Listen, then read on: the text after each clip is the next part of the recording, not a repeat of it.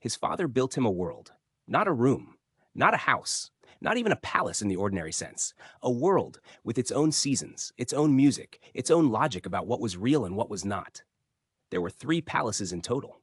One for the cold months, one for the hot season, one for the rains. Each one designed so that Siddhartha Gautama, prince of the Shakya clan, would never need to look outside. Every meal was prepared before hunger arrived. Every entertainment was arranged before boredom could settle. Every beautiful thing that existed in the kingdom found its way inside those walls, so that nothing ugly, nothing painful, nothing true about the human body would ever reach the boy's eyes. His father, King Suddhodana, was not a cruel man. He was a frightened one. And fear, when it belongs to a king, can build very convincing walls. The story begins not with Siddhartha's departure, but with a prophecy. When the prince was born, a great seer named Asita traveled to the palace. He looked at the child, this infant with the strange marks of greatness on his body, and he wept. Not from sadness, but from a grief that comes only to those who see clearly. He told Suddhodana that his son would become one of 2 things: a great wheel-turning king who would unite the world under just rule, or a Buddha, an awakened one, who would teach the path out of suffering to every living being. Suddhodana heard 2 possibilities and chose one. He chose the king. And he spent the next 29 years building the palace to make it happen. This is where your story and Siddhartha's story are closer than you might think, because you have built palaces too. Maybe not with stone walls and silk curtains, but you have arranged your life, perhaps very carefully, so that certain things stay outside, certain thoughts, certain questions, certain truths about time and bodies and endings that you are not yet ready to look at directly.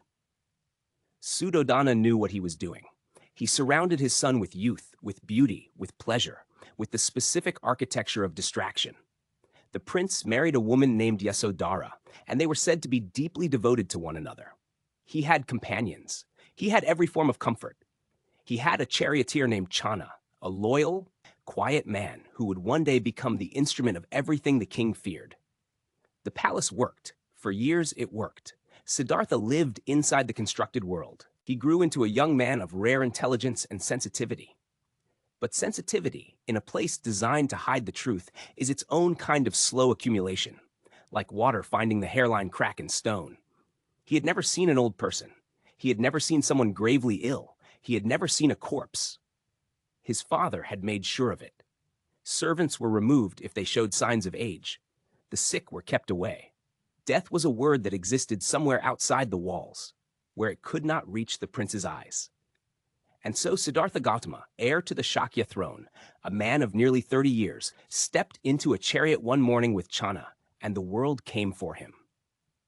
The first sight was an old man. It sounds simple. It sounds like nothing. You have seen old people your entire life, on the street, in your family, in photographs. You have grown up in a world where aging is ordinary, unremarkable, the kind of thing that happens in the background of everything else. But Siddhartha had not. He saw the man on the road outside the palace gates, bent at the spine, skin loose over the bones, eyes clouded, hands gripping a walking stick the way a drowning person grips a rope, moving slowly with the particular dignity of a body that has been carrying itself for a very long time. Siddhartha turned to Channa. What is that? And Channa, loyal, quiet Channa, who had kept the king's secrets for decades, could not lie to a face like that. Not when the question was asked so plainly. Not when the prince's eyes held something that had never been there before. That is an old man, my lord. Will I become like that? All people do. The chariot kept moving, but Siddhartha was no longer inside the palace in any sense that mattered. The second sight was a sick man, collapsed at the roadside, body racked with fever, trembling, soaked through, breathing in the shallow way that tells you a body is working very hard just to remain present. People walked past him, not out of cruelty, out of the ordinary accommodation we make with suffering when we see it often enough. We learn to step around it. We learn to let our eyes slide past it without registering. Siddhartha could not do this. What has happened to him? He is ill, my lord. Sickness comes to all people. To me as well, to all people without exception. The third sight was a corpse, a body being carried to the cremation ground, covered in cloth, surrounded by grieving family. the air around it holding that particular quality of silence that gathers whenever death enters a space. Siddhartha watched the procession pass. He watched the faces of the people carrying it. He watched how grief moves through a body, the dropped shoulders, the open mouth, the way the eyes go somewhere inward and do not come back. "That man is dead," Channa said, before the question could form. And everyone? Yes. In the Pali Canon, this account appears across the early texts, and different Buddhist traditions have understood these sites differently. In the Theravada account, these were simply what the texts call nimittas, signs, encounters with reality that had always been there, but had been deliberately hidden from the prince's eyes. In some Mahayana traditions, the story goes further, that the gods themselves took on these forms to appear before Siddhartha because the world needed him to wake up. That is the later tradition. But in both versions, what matters is the same. The world Suddhodana built had a crack in it, and Siddhartha had found it. Now here is where many people misunderstand what happened next. The common assumption is that Siddhartha saw suffering and became sad, and that sadness drove him out of the palace. But sadness alone does not move a person toward wisdom. Sadness can curl inward. Sadness can become paralysis. What happened to Siddhartha was something more precise. He saw the pattern. The Pali word is dukkha. It is often translated as suffering, but that translation flattens something important. Dukkha is closer to the sense of a wheel whose axle is slightly off-center. It rolls. It functions. But there is something in the rolling that is never quite right. A subtle grinding, a persistent wrongness underneath even the smooth moments. Dukkha is not only the pain of illness, aging, and death. It is also the ache of knowing that the good things will end. The meal was wonderful, but it is over. The reunion was joyful, but the parting is coming. The body is strong today, but it is not strong in the way stone is strong, fixed and permanent. It is strong in the way a river is strong, always moving, never the same water twice, and one day the river runs quiet. Siddhartha saw this not just for himself. He saw it for Yasodhara. He saw it for Channa. He saw it for every face he had ever loved inside those palace walls. The beauty of the people around him was real, and it was moving through time the same way the old man at the roadside was moving through time. The palace did not protect anyone from this. It only delayed the moment of seeing it. This is the thing your own palace cannot protect you from either. You may have arranged your life very well. Good routines, good relationships, a certain careful distance from the questions that have no comfortable answers. But the body you are living in right now is aging, not dramatically, not in a way you need to address this afternoon, but aging, quietly, continuously, in the direction of the old man on the road. The palace does not stop the clock, it only muffles it. The fourth sight changed everything. Not a sight of suffering, a sight of someone who had looked at suffering clearly and had not been destroyed by it. A wandering ascetic, a samana, a renunciant, a seeker, walking along the road with a shaved head and a simple robe, carrying nothing, dependent on nothing, moving through the world with the particular quality of stillness that you recognize immediately, even if you have never seen it before. The stillness of someone who has put down something very heavy and found that their hands are free. Siddhartha watched this man, and something in him, something that had been accumulating quietly for 29 years, made its decision. He went back to the palace that evening. He sat in the music halls. He watched the dancers move through the lamplight. He ate the meal prepared for him. He did all the things a prince does at the end of a day, and none of it reached him. It was like watching your own life through glass, present, recognizable, entirely unreachable. The wandering ascetic had planted something in him that the palace could not dissolve. Not the idea of leaving. Not yet. Something earlier than that. A question that, once it arrives, rearranges everything around it. Not loudly. Not with drama. Just quietly. The way a stone dropped into still water sends its rings outward until the entire surface has changed. What is the point of building a beautiful life inside a world where everyone suffers and everything ends? Suddhodana had asked the wrong question his whole life. He had asked, how do I keep my son from seeing pain? But the real question, the one Siddhartha was now sitting with, was different. Not, how do I avoid suffering? But, is there a way through it? This distinction is everything. And it is the distinction that separates a man who runs away from a man who sets out towards something. People sometimes say that Siddhartha abandoned his family, that he was selfish, that a man with a wife and a newborn son, Yasodhara, had given birth to a boy named Rahula, whose name in Pali means something close to fetter or bond, had no right to walk out into the night. This criticism is not new. It was asked in his own time. It is worth sitting with. But here is what the texts show us. Siddhartha was not running from love. He was running toward the only thing he believed could make love sustainable, an answer to the suffering that was coming for everyone he loved. He had seen what time does to a body. He had seen what grief does to a face. He could not unknow these things.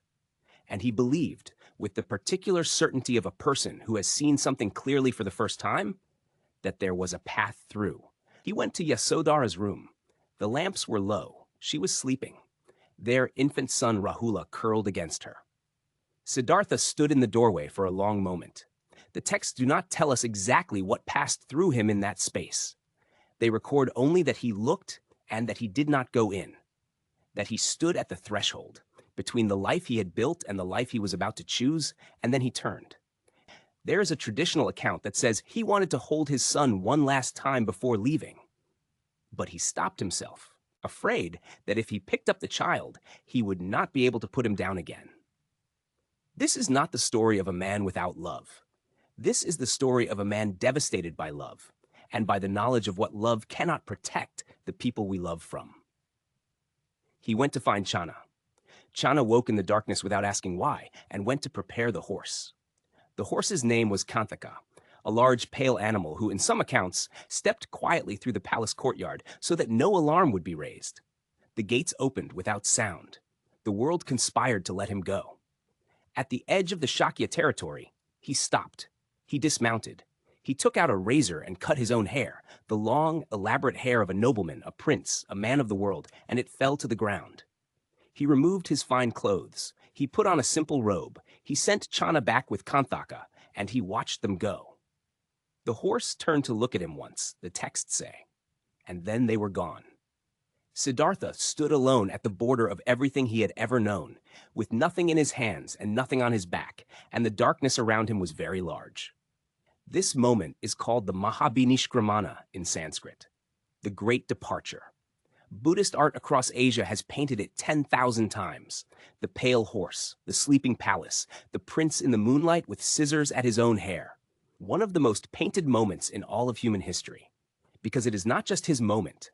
It is the moment every human being has stood at, or will stand at, when the life that was built for them stops being enough.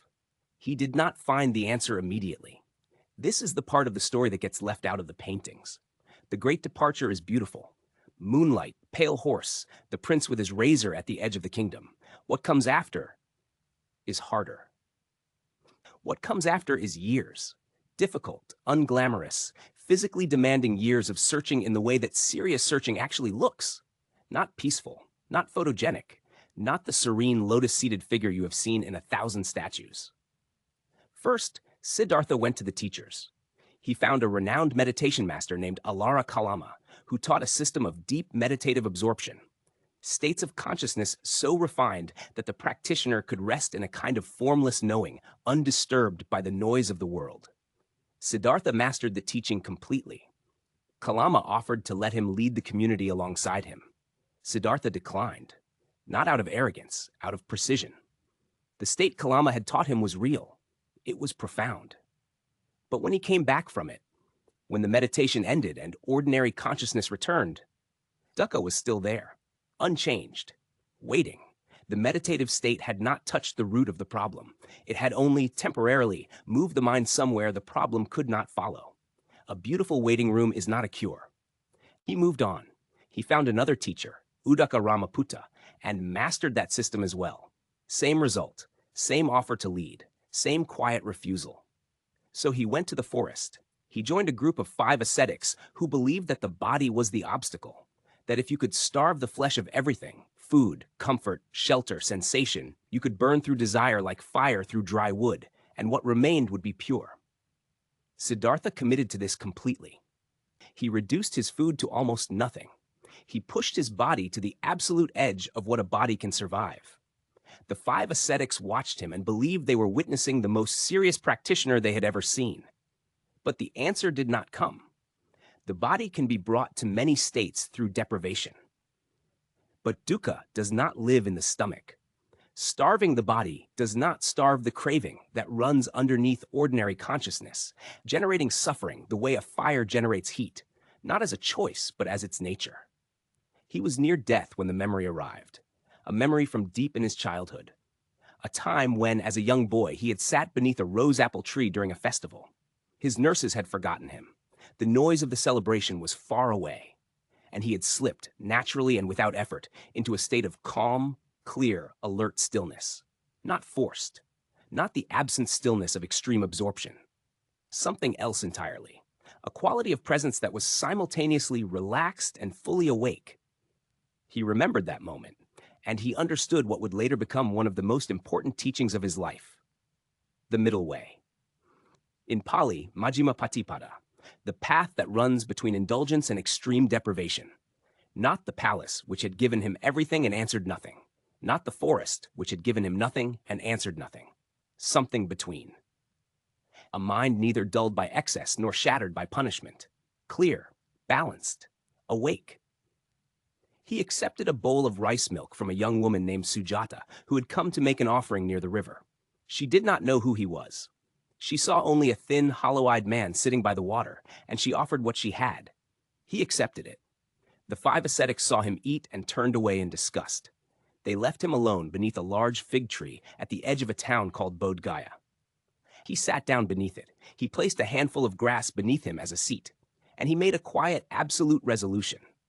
He would not move from this spot until he understood, truly understood, at the root, the nature of suffering and the nature of the mind that experiences it.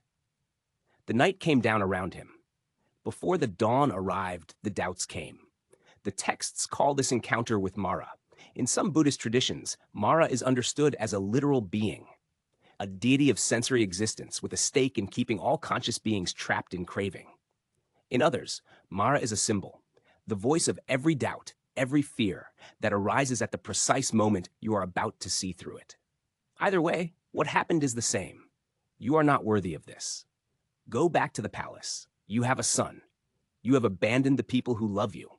Who are you to think you can understand what no one else has understood? Siddhartha did not argue with Mara. He did not fight the doubts or try to overpower them. He reached down and touched the earth. This gesture, the earth-touching gesture, Bhumisparsha Mudra, the most commonly depicted pose in Buddhist art across Asia, was his answer. He called the earth itself to witness that he had earned the right to sit in this spot. Not through divine appointment, not through birth, through every moment of honest searching, through every teacher found and left, through the years in the forest, through Sujata's bowl of rice milk accepted with humility, through the memory of a child beneath a rose apple tree who had once known, without being taught, what stillness felt like. The earth held him, and the night continued. The dawn came slowly, the way dawn always comes, not all at once, but in degrees. First a loosening of the dark, then a gray quality to the air. Then color, returning to the world the way feeling returns to a limb that has been still too long. Siddhartha sat beneath the fig tree, and somewhere in that long night, in the hours between Mara's doubts and the first light finding the river, something opened. The Pali Canon describes not a single thunderclap, but a progressive seeing. A series of deep knowings that arrived in the stillness, one after another, like doors opening onto doors. In the first watch of the night, he understood the chain of his own past existences. In the second watch, he saw this same pattern operating across all conscious beings. The way craving generates action, action generates consequence, consequence generates the conditions for the next arising. In the third watch, as the light began to change, he understood the mechanism itself. Not just that suffering exists, but precisely how it arises and precisely how it ceases. This understanding, the Four Noble Truths in their complete form, was not a belief he adopted. It was something he saw. There is a difference, and it is not a small one. A belief is something you hold. Something that can be argued with, replaced, updated. What Siddhartha arrived at under the Bodhi tree was not held. It was seen, The way you see that fire is hot, not because someone told you, but because you have put your hand near enough to know it directly in your body, beyond all argument. Dukkha exists. This is the first truth, not a pessimistic statement, but an honest inventory of what is actually present in a human life. Dukkha has a cause: craving, clinging, the relentless motion of a mind that reaches for what it wants and pushes away what it does not want, and is never, in that reaching and pushing, at rest. Dukkha can cease. This is the third truth, and it is the one that changes everything. The cause can be understood, and understanding it, truly at the root, the craving loses its grip. Not suppressed, not escaped, seen through. And there is a path, a way of living and practicing that leads toward that understanding. He sat with this for a long time. The fig tree above him, which Buddhist tradition would come to call the Bodhi tree, Bodhi meaning awakening in Pali, was perfectly still in the pre-dawn air. 29 years of a constructed life. 6 years of searching. One night under a tree. And the man who stood up was not the same man who had sat down. Not because he had become someone else, but because he had stopped being confused about who he was. Now we return to the question we began with. Why did the Buddha leave his palace? Not because he was unhappy, not because he was selfish, not because he was running from his responsibilities. He spent the next 45 years walking from village to village, teaching anyone who would listen, until he was 80 years old. He left because he saw something that could not be unseen. He saw that the palace was a lie, not a cruel lie, a loving one. A lie his father had built with great care and genuine devotion. But a lie nonetheless, because it required the deliberate removal of truth in order to function. And a life built on the removal of truth is not a life. It is a very comfortable delay. He left because the foresights showed him that everyone he loved was moving through time in the same direction as the old man on the road. And he could not find a way to love them fully while pretending otherwise.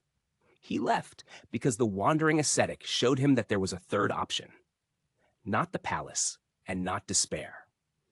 A path, narrow, serious, requiring everything, that moved toward understanding rather than away from it. And here's where the story arrives at you. You are living in some version of the palace. Everyone is. Not because you are weak or deluded, because the palace is the default. Comfort is the default. The careful arrangement of life around the uncomfortable questions is the default. This is not wrong. It is human. But the four sights come for everyone.